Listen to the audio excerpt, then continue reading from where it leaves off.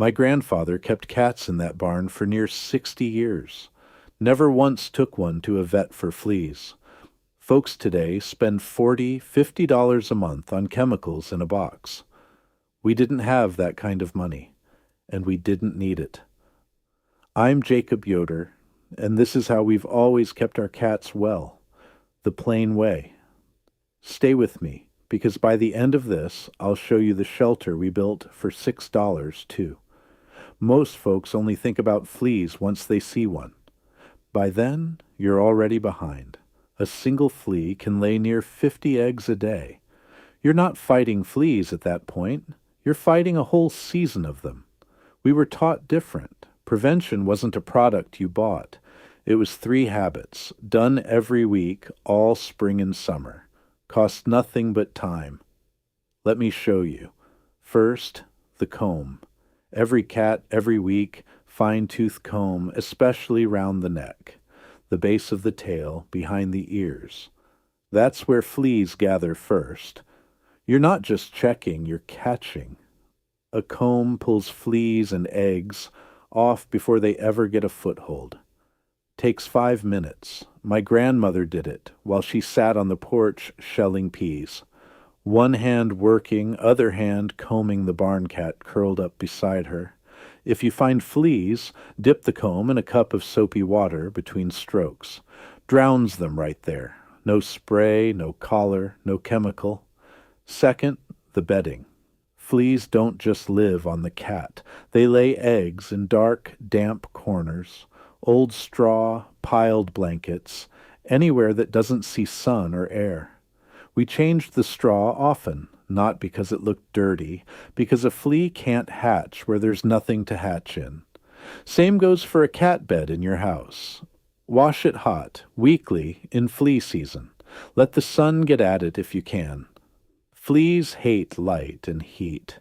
Simple as that. No bedding, no breeding ground.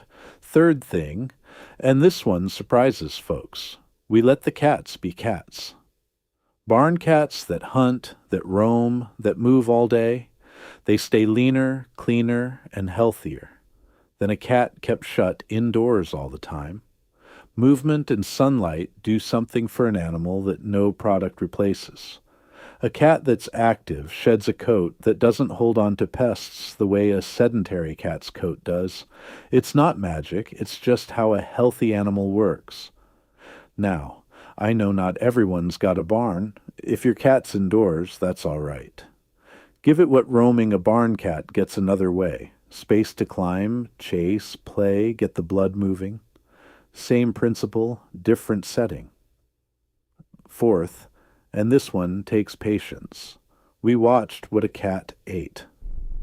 A cat fed nothing but dry food from a bag doesn't build the same skin and coat as a cat that gets a little variety. We'd give ours scraps of cooked meat, a bit of egg now and then, alongside their regular feed. A well-fed cat, the right way, grows a coat that's harder for fleas to hang on to in the first place. Fleas favor a weak coat over a strong one, same as sickness favors a weak animal over a healthy one. Now, I'm not telling you to feed a cat only scraps. A cat needs proper nutrition, same as any of us. And there's things a cat can't have at all.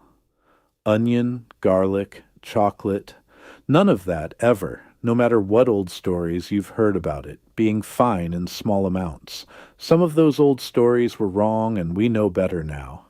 What I'm saying is, a little real food alongside good feed goes a long way for the coat and the skin underneath it. Fifth, a rinse, for after the fleas are mostly gone and you're just keeping them off. Warm water, a small handful of dried rosemary, steeped like tea and cooled all the way down. Worked into the coat, left a few minutes, rinsed clean. Fleas don't care for the smell of it. It won't replace the comb or the clean bedding. Think of it as one more layer, not the whole fix. A word of caution here, because this matters as much as anything I've said today. Don't reach for essential oils on a cat. Tea tree, eucalyptus, anything concentrated like that. What's safe on a dog or safe for us can be dangerous for a cat's system. A week Cooled herbal rinse, like the rosemary I mentioned, is one thing.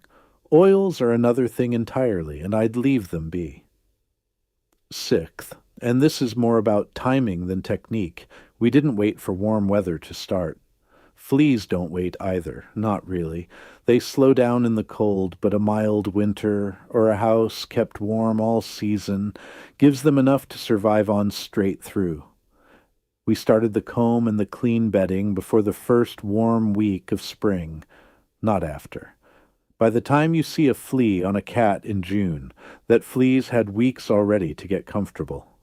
Starting early isn't extra work. It's the same habits, just not put off until there's already a problem to solve.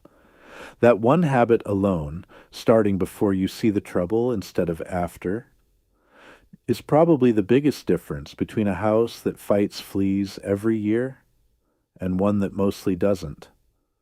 Now I'll say this plain, because it matters more than anything else in this video.